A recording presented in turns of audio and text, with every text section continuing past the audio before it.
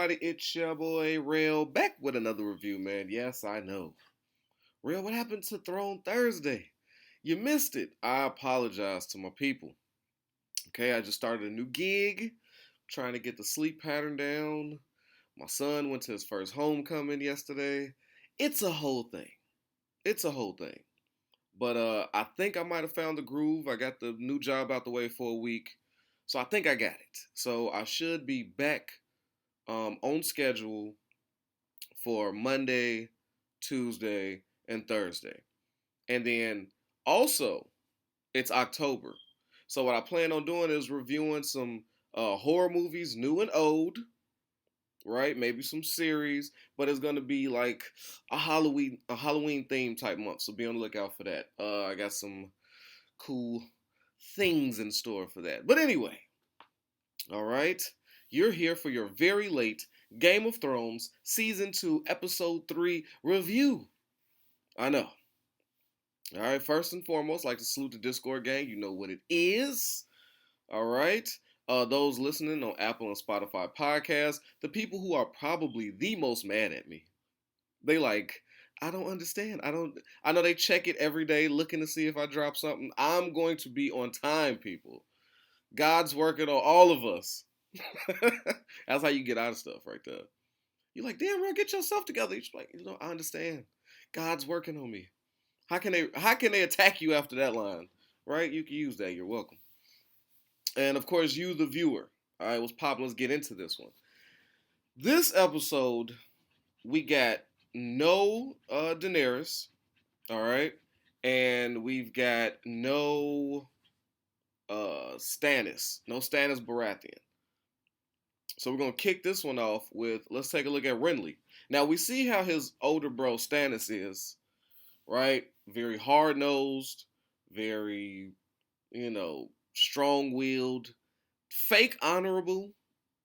At first I thought he was a solid dude, but he smashed the Red Witch. So I don't know. But the flesh can be a tempting fruit. So I don't know. I don't know.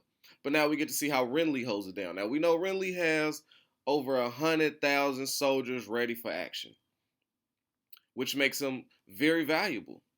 People want Renly. They want his alliance. You know, Rob wants to link up with him to help them fight, the Lannisters and separate themselves. Then you got Stannis, who would like to have his brothers help, but he would never ask. They would never join forces because they too are fighting. They want to be king, so that's not gonna happen, right? And yeah, so Renly's kind of this you don't know where he fits in. He wants his shit, so is he gonna grab allies? But we're finna find out now. So we know that Rob sent Lady Stark out there to negotiate the terms for him. Now, what I have noticed in this episode, that the vibe at Renly's camp is a nice one. So we saw how Stannis's was, right? Dark, gloomy, mystical, right? People dying from poison, the fake assassin attempts by the dude. Unsureness, right? Davos is really kind of unsure about his man's getting into all this mystical shit, his son. It's a weird vibe there at the Stannis camp. Here at Renly's, everybody's chilling. He's smiling. They having little tournaments. In walks a new character, Brienne of Tarth, now Brienne of the King's Guard, beat up Renly's little boyfriend. So we see that she is not to be fucked with. Uh, I forgot this was the episode that we meet Brienne. So, that's dope. And his is just like a festival type vibe. Like everybody's eating, they cheering, the morale is high at Renly. And he seems to not have a care in the world. But here comes Lady Stark saying that she represents the king in the north. Right? That's what they want. They want to defect. They want to defect from King's Landing. They don't want to be a part of it. So they willing to make a deal with Renly to help them wipe out the Lannisters, and he can have King's Landing. So Rob and his people really do present an offer that would work for a lot of people. Hey, we don't fucking want King's Landing. We already fighting. We already into it. We started this war, I guess you would say. and now you guys are joining in. Feel free. Just know whichever one wins, whoever teams up, whatever y'all discussed, that's on y'all for King's Landing. But just know, with our partnership comes you leave Winterfell the fuck alone. So I kind of like what Winterfell brings to the table when you see them bringing stuff up. So Lady Stark is out there, and her little boy, Renly's little boyfriend is salty, talking about, oh, he listens to his mommy. He's got. It was like, and then I love that line, nice and simple. My son is at war right now, not playing at one. Shut him right the fuck down. So you got your ass whooped, and then you got embarrassed verbally by this woman who just met you, and everybody's talking shit behind your back now, because it's a whole crowd. It's not like they just in an office in the council room or something discussing shit. No. And we see that Renly got his little wife on the side, got Marjorie. We're gonna get into her. We're gonna get to this whole thing. And that's what you see off the top, right? So it seems like when Lady Stark presented her argument, Renly is open to it, but he needs to have that conversation a little later. So he tucks her away, and we see Lady Stark one-on-one with Brienne. And you see that Lady Stark loves Brienne off the top. She's like, "Oh, Lady Brienne." And she's like, "Oh, my lady, don't. I'm not a lady. Don't do that." And I'm here to protect, the king and this and that, and like she's just terrific. And Lady Stark feels her vibe. Like, I've never seen a giant woman warrior like this. Like, this is crazy. This is cool. She's interesting. I kind of like her. So you see that, and she's smirking at Brienne. So you see a possible relationship building right there. Lady Stark is like, I like this chick. She is, who would love her? Arya. I bet that's what Lady Stark was thinking. Like, my daughter Arya could meet Brienne. She would just love you. Cause you know. But now let's talk about Renly's issues. Cause right now we saw him when he was taking a tour with Lady Stark. He's stopping random people with horse carts and it's like, yo, how's your leg? How you doing? Your wheel look a little wobbly. Why don't you go ahead and take it over to the wheelman? Let him nail that out for you, all right? Go with God. You're good. You're good. Go with the gods. Like, you're like, damn, really just walking among his people. He knows people's names. Like, because we remember in season 1, they were saying how Renly would make the best choice for a king. And you can see it. People like him. He likes the people. He's friendly. He doesn't seem on surface an asshole. We don't know. We never really got to meet him until really now. But for all intent and purposes, Renly looks like a legit good dude. You know what I'm saying? And then we close the door. Now we see what's really on Renly's mind. He likes the guys. Like that seems to be his only, I guess, vice. I mean, it's not good for the king, for that era and time. So that seems to be his only weakness as his in his whole little campaign for king. And you see when Marjorie walks in and she lets him know, like, hey, I know you with my brother. I'm not tripping. Do what you want. You the king. You ain't gotta lie to me. We behind the doors. You ain't gotta play the game. Cause you see, he feel dejected and he's mad. Like, oh, you're accusing me of sleeping with your brother. She's like, relax, bro. Stop it. Like, let's not do this. He's my brother. Like, what are you talking about? And he also knows that there are rumors going around that him and the queen may not be sleeping together, or she ain't pregnant yet. It's been too long. Cause you know what it's like, man. They probably out there. Ain't no TV out while the soldiers is just chilling. Ain't no women out there. This is a war camp. So the only hot chick out there is Marjorie. So they're gonna be talking about, like, damn, the king didn't knock her up yet. I would have been filled her belly with several babies. It must be something wrong with him. Then it starts with a joke, and then it becomes, no, really, what's the problem with the king? Does he love boys? What's happening? What type of king are we gonna have that doesn't have heirs? It's just these rumors, and they start spreading. There's nothing else to talk about, so you can't get mad at them. Marjorie knows it. Renly knows it. His boyfriend, her brother, knows it. So she just plain and simple, which is what I appreciate. Like, bro, cut the act. I love anybody that says cut the bullshit. I'm not here to play the game. Let's just keep it a buck with each other, right? That's fine. But understand this. You're going to have a hell of a time becoming king and like ruling. You got to get a baby in me. We got to solidify this thing. If you need my bro to come in and help, whatever you want, you run this. But you got to get that in me for a baby. And when you see Marjorie and her thought process, it makes you, for those of y'all that's watching House of the Dragon, it makes you so upset at Rhaenyra. Like, why wouldn't Rhaenyra give the people one Lenor baby? Why couldn't she come with that same, like, look, okay, the first brown of hair kid we had might have escaped it. I don't have brown hair, you don't have brown hair, this baby has brown hair. That's a problem. Okay? So how about you just let's do this. Do you need help? We got to give them one baby. One. Just for the visuals. We got to do this. However you want it. And, you appreciate somebody like Marjorie. Also, you start to question, like, is Marjorie there for love? Like, does she really love Renly? You see that she cares for him. She wants him to do well. But then you get to questioning, well, okay, um, I don't know if it's the love or she's down with this type of shit, like willing to like it's a nasty era, but or does she just really want to be queen? You start looking like, hey, the way she's talking, she just needs to be queen, and I think that's what her motivation is. Like I don't, that's she wants the power, she wants the status, and she knows what she needs to get there. A baby. We gotta lock this thing in, bro. Like it's a like, come on, man. I got the winning ticket. You got an army. You got everything we need. The baby. So I see that that's Marjorie's plan. By the way, Marjorie is like she's weird too. She's under the terror. I don't know if she's hot, if she's not. Definitely sexy. She's like that's what I think it is. I think she's just sexy, but maybe not so beautiful or something like that. Like, I don't know. I don't know. Maybe that's just me. I don't know. Anyway, let's do a quick trip out there beyond the wall to Jon Snow.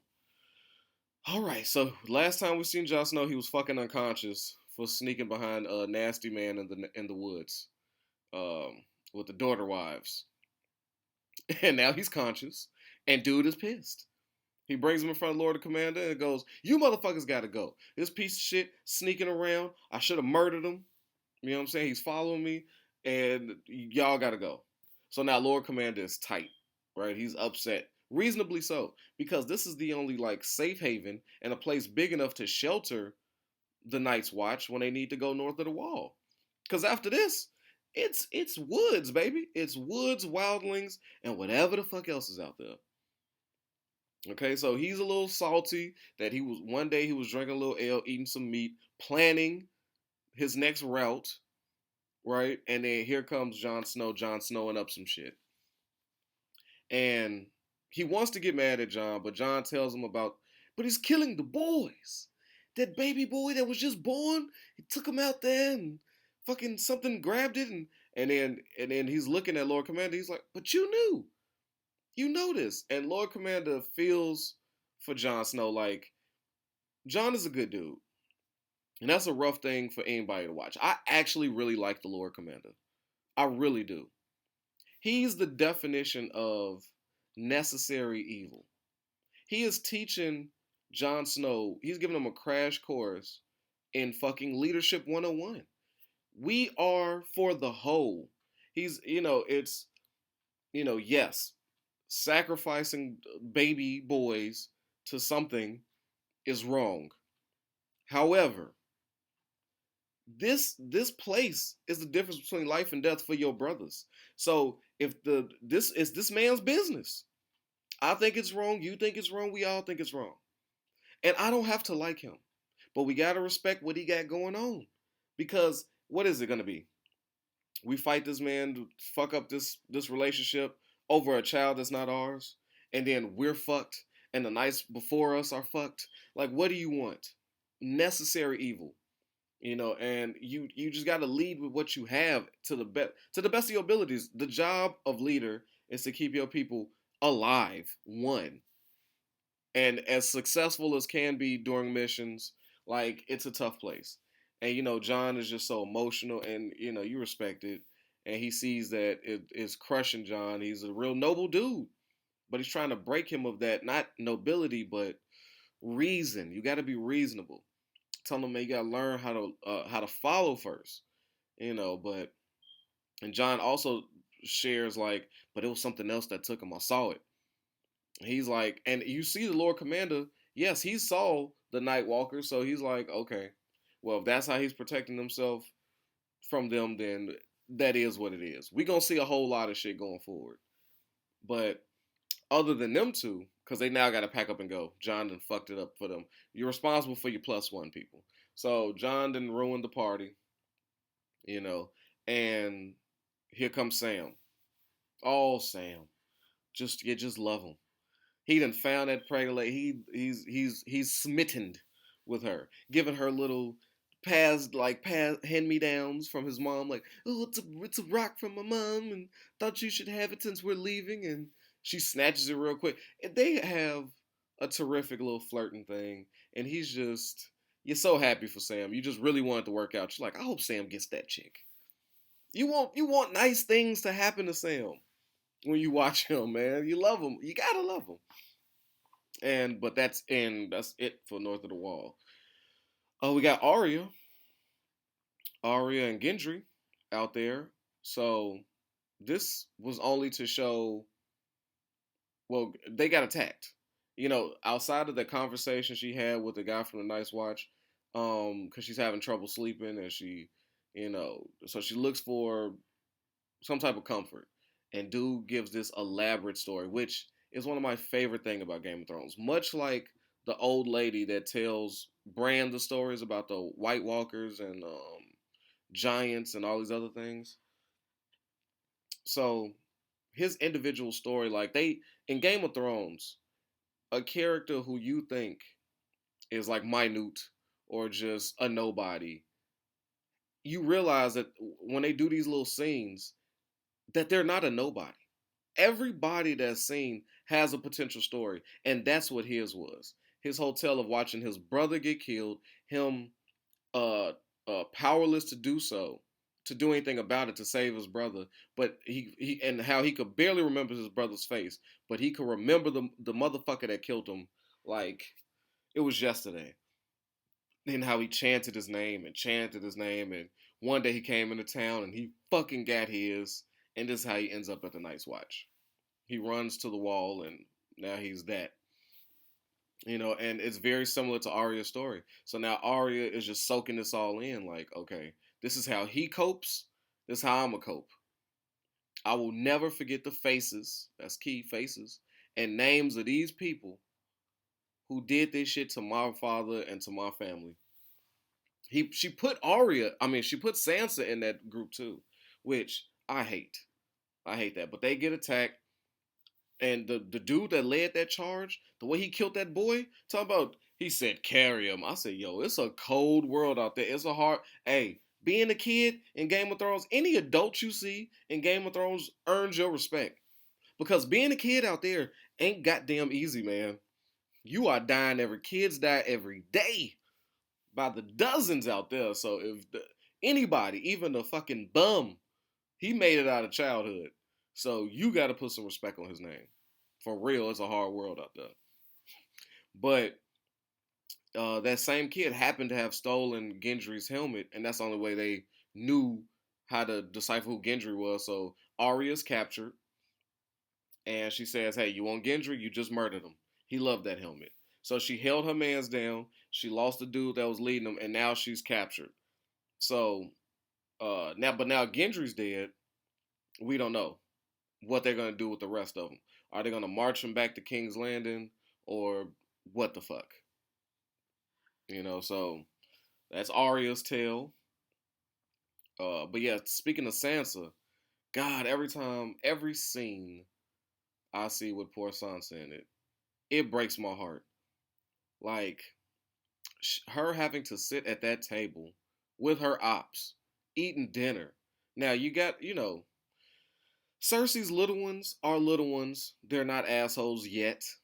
So you give them a little grace because you like, I don't know, they're just kids. They just, But they have nice hearts. When Cersei asks, "Would you like to see us kill, Sansa's brother?" And he's like, "No, I wouldn't like that at all." And she's like, mm.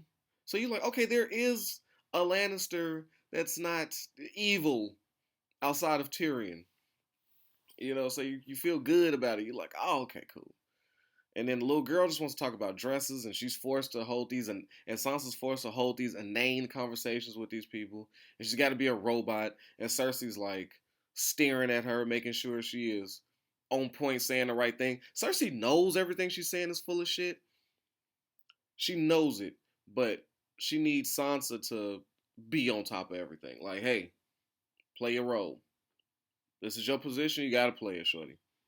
And now he's talking about marriage to Joffrey, which could be the world's last thing Sansa ever wants to do. She's just like, oh, her sadness, it hurts. It breaks me.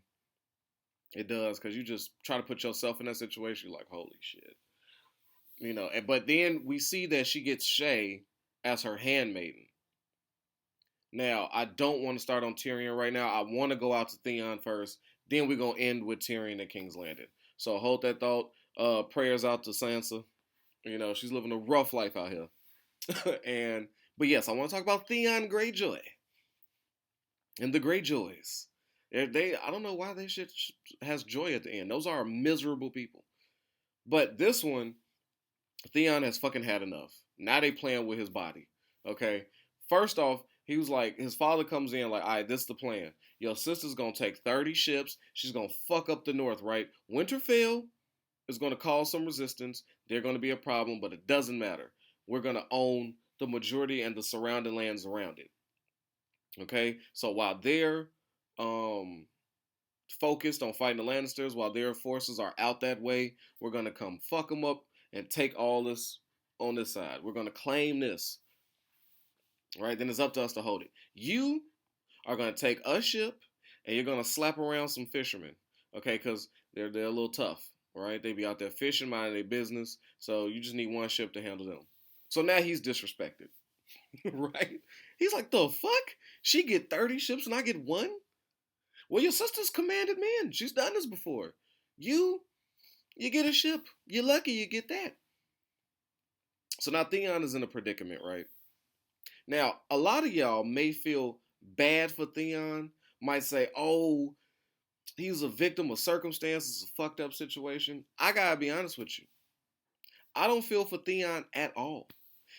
Are we like, it's our memories sometimes are so short that we forget who these individuals were.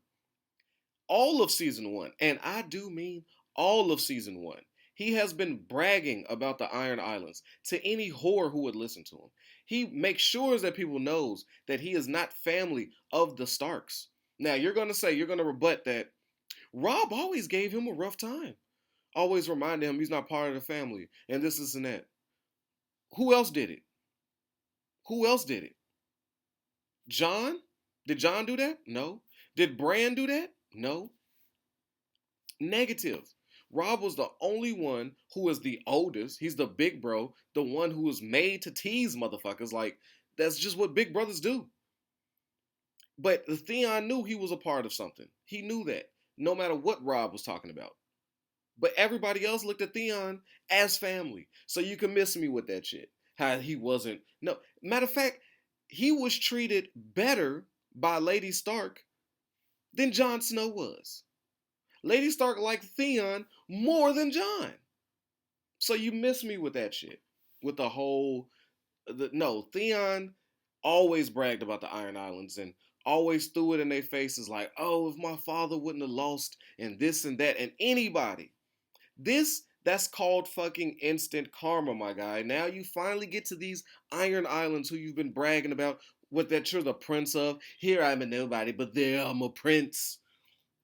You know what I'm saying? That little assholeness. Now he's getting his comeuppance. He's there. Prince of nothing.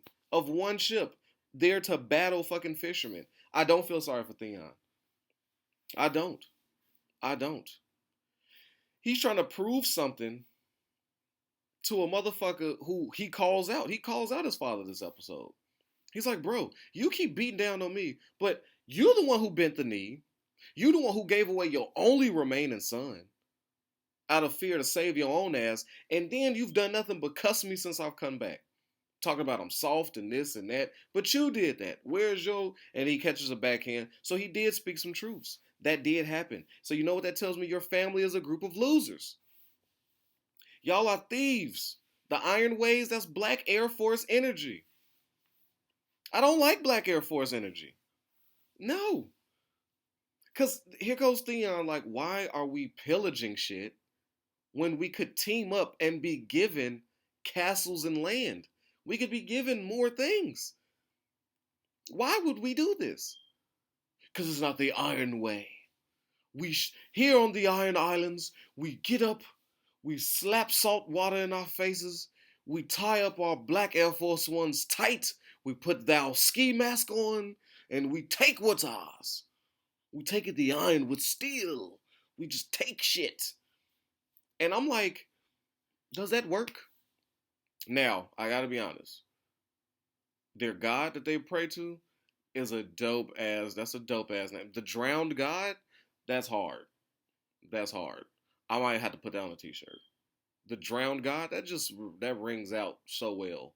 Like now I just want to know the I want to know like I want to see one about the seven gods. Like I want to see the drowned god.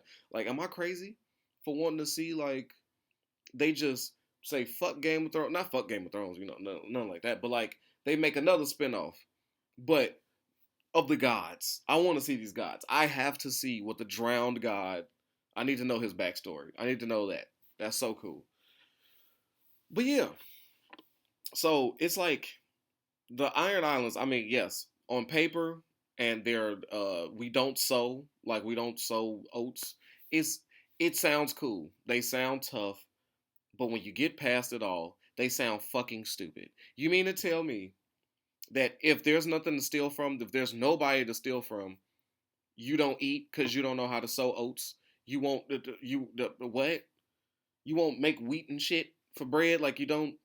Y'all just rob and kill it, and if you steal from somebody, you eat. If you don't, then everybody's on that island fucked.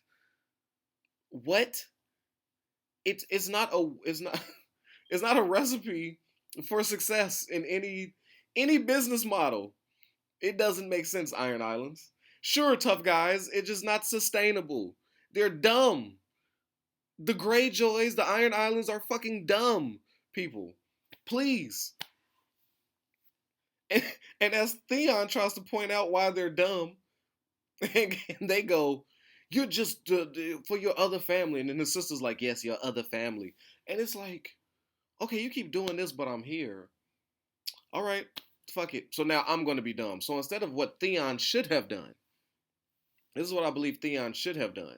He should have This is because this will be the Iron Way, right? This will make the drowned god happy. And this is why I don't fuck with Theon. You know what Theon could have did? He could have said, you know what? Cool. You right, father. I don't deserve these ships. I just deserve the one. I'm gonna do the plan. I'm gonna earn mines out the mud. I'm gonna show you that I'm Ironborn. I got you. What he should have did was do his due diligence, get in there, maybe let a few lands get raided successfully. Then he fucking goes to Rob and say, check this out. My father has plans on taking this shit. What I need you to do is have a force ready to attack at this moment. You'll fuck them up, fuck the whole thing up, and you'll kill my father in the process. And then I will be, I need my sister dead, I need my father dead, and then I will be the sole person of the Iron Islands. And then I will have the remaining ships, and now we're good. We're even. I'm Lord of the Iron Islands. You give me my castle, my land, all this shit, and you get these rest of these ships that we didn't fuck up during the attack. Deal? And it would have been beautiful. Rob now has ships. Theon will not be a piece of shit. You see what I'm saying? Like, that would have been the Iron Way. So that's why I don't respect Theon. He could have done several things. He's soft as hell. It is what it is. So y'all feel sorry for Theon if you want to. I wouldn't. Now, to end and wrap this thing up, Tyrion. Oh, Tyrion. Masterful. Genius. Fantastic. I don't know other words. Tyrion is cleaning house. We saw last episode he got rid of dude that turned on Ned, physically turned on Ned, and took him to the barracks to be beheaded. Now Tyrion is like, okay, so there's somebody on this goddamn council. There's somebody else. I gotta weed out all these Cersei supporters. That's his goal. Who's a Cersei supporter? I need people pro Tyrion because I'm not gonna die. I love Tyrion. I love him. I love him. Can't get enough of him. His goal is I'm gonna be Hand, but no, I'm not gonna die behind it. John Aaron, nope, I'm not gonna be a dude. Oh, Ned, nope, I'm not going down. Every Hand of the King to get whacked. Tyrion's like, not I, not I. I respect that. So now he goes around Grand Maester, hey, I'm giving her to the Dorns. I'm giving Cersei's daughter to the Dorns. Don't tell Cersei. Then he goes over to Varys. Goes over to Varys. Hey, I'm giving a sister to who you tell Varys he was giving it to? Not Theon. He told that to Baelish. So I'm giving her sister to somebody else. And then told Baelish I'm giving her to the Greyjoys. Alright? This is how we gonna do it. And then whoever comes back, now his sister is raving mad, pissing, throwing shit around. She's just cussing them. How could you, you evil monster, try to do to my daughter and take her to the daughter, the Martells? They're gonna. He's like, okay, Grandmeister, gotcha. All right, you old fool, got your ass. That's the one. And then Tyrion is so smart that he goes along with it. He's like, yes, I'm going to send her there because he can't renege. Now, he doesn't want her to know that it was all a test to see who was loyal. He needs to now triple down like, yes, your intel was correct. And yes, we're doing that. But it's not for the purposes that you think. I'm not doing it to hurt you. If the city falls, do you want her raped? Do you want her murdered? No. She's going to be safe there. And she's not going to get married right away. Like, relax, lady. Relax. But Cersei is just, she's emotional. She love her kids. You can't, hey, Cersei is a lot of things. But what she ain't is a mama who don't care for her kids. So we got to give her that due respect. So she's mad at Tyrion, pushes him away. And Tyrion's like, all right, I tried. I'm going to let you work these things out. And now what I love about it is, first how he comes to the Grand Meister. Real John Gotti is. She's looking like a mob boss when he comes in. They tear my man's beard. He was like, I don't like that beard. Rip that shit off. And my man is begging, letting them know, like, I've been always for Lannister. And I've done this and that. And he's like, oh, really? Yeah, nope. No, thank you. Right? So he wiped him right out, put him in a dungeon. All right, never to be seen again. Goodbye, Grand Meister. He had a good run though. He had a good run, but I was like, wow. Now here comes the issue. He done promised Lord Baelish all this shit. Baelish come walking in, Littlefinger rolls in like, I don't want to be a part of your deception, little man. This ain't a game. Okay, I guess what I can't have these things now. I guess it's all off the table. Littlefinger's hot under the collar. And I love Tyrion. He's like, yes, yeah, nope, you can't have that. And no, you can't have that. And he was like, and I'm sorry to hear that you're so upset because I needed you a part of my next big deception. But I guess, he knows everybody's motivation. Now he's got it. He's got a hold of it, right? He knew what he had to do for certain individuals. So Grand Meister just wanted to hang around. He wanted to be, he wasn't loyal to the Hand, he was loyal to the crown, right? He was loyal to the king. He just wanted to stick around for another king and another king and another king. You got to go. Because by you being pro king and doing all this, you're just seeing a billion different hands go. So you saying, fuck the Hand, I'm all king. Goodbye. Because you just want to hang around. And Littlefinger's motivation is things. He wants power, he wants titles, and he wants Lady Stark. He wants the love that escaped him. That's what he wants. That's his motivating factors. So Tyrion baits him with the land and the title, but snatches it away, but says, hey, I can give you something you really want, a conversation with Lady Stark. When last time you seen her? Okay, I need you to go free my brother, so I need you to go check in on him, whatever. He's got that mission. And Littlefinger's not finna turn that down. Not a chance to meet his girl. not Catelyn. Okay, so Tyrion is perfect. He's puppeteering like terrifically. And as far as Varys is concerned, Varys ain't mad. He's actually like well played, well played. I see that you cleaning the house of people that you can't trust. He was like, every day the small council is getting smaller. you know. So what you see is he has a transactional relationship with Littlefinger, but a mutual respect with Varys, because Varys has been holding it down. He ain't told Cersei about Shay.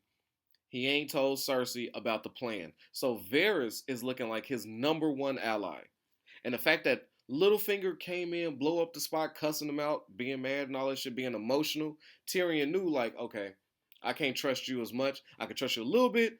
I can trust you as far as things I can promise you get me. But Varys, I might could fuck with Varys. Varys, we might have a thing. We might have some where we could really help each other. And this might be somebody I could really lean on. And you see that scene when they sitting back, drinking, smirking about him going to prison. Varys is in. Varys is in. He's the one that, Tyrion's gonna lean on. So I thought that was terrific. Like every time I see this chess game, you're watching a chess game, but it's just less boring than switch that, slap the clock, slap the time clock. Like that's it's boring. I don't even know what the fuck just happened. I'm like, where did he move the queen? I don't know. But we're watching chess on TV, and it's rather entertaining, and it's just it's a good time. And was there? Oh, and Shay. Varys hooked Shay up with that handmaiden job, and you see Shay is reading Sansa's emotions, and she's not finna baby Sansa. Shay is the perfect person for Sansa right now. She's hurt, she's emotional, she's scared. Shay's been there, done that, and might be Team Sansa. So Varys is looking like MVP to Tyrion right now. Like finally, because Shay was giving Tyrion just problems. What? So I can't leave this stupid ass room. I'm not no kitchen wench, right? And since when is being a weakness such a good thing? You gotta love Shay. I love Shay. Now Shay is sexy. Oh my god. Sorry, ladies, but ooh, Shay boy. And that accent, I don't know what that accent is. Love it. I don't know if I could listen to it all day. Cause if you get mad, I don't know. But whoop! Tyrion's doing his thing. Which is scary. Because anybody looking successful in Game of Thrones, you just sitting back like this, like, how bad is this finna be? How bad is the fall? It's about to be big. You can never be happy. They don't let you be happy for too long. But again, man, thank y'all for stopping by, kicking it with me, man. Thank you for not cussing me out in the comments. Don't cuss me out, man. I'm trying to live. Look, man, until these subscribers is high and I'm up in them hundreds of thousands and YouTube is my career, I would love nothing more than to not do shit but watch shows and movies and talk to y'all about it. I would love to do that. But the reality is, it's a grind. Okay? So that means I gotta work several jobs and get this done and live a life, man. Show your boy Rail some grace. I'm gonna get it right. All right, protect your health, yourself, your wealthy. Boy Rail's out of here, man. Peace. Yo, I know I don't need no introduction, but y'all know who it is, man. It's your boy Hollywood Rail. And I appreciate you for sliding through and watching these videos. But you know what I need from you? Alright, if you ain't already, I need you to like this and subscribe this, man. We at 1,000 trying to get to 2, alright? Push it for your boy. Get them algorithms up. So when it come to that subscribe button,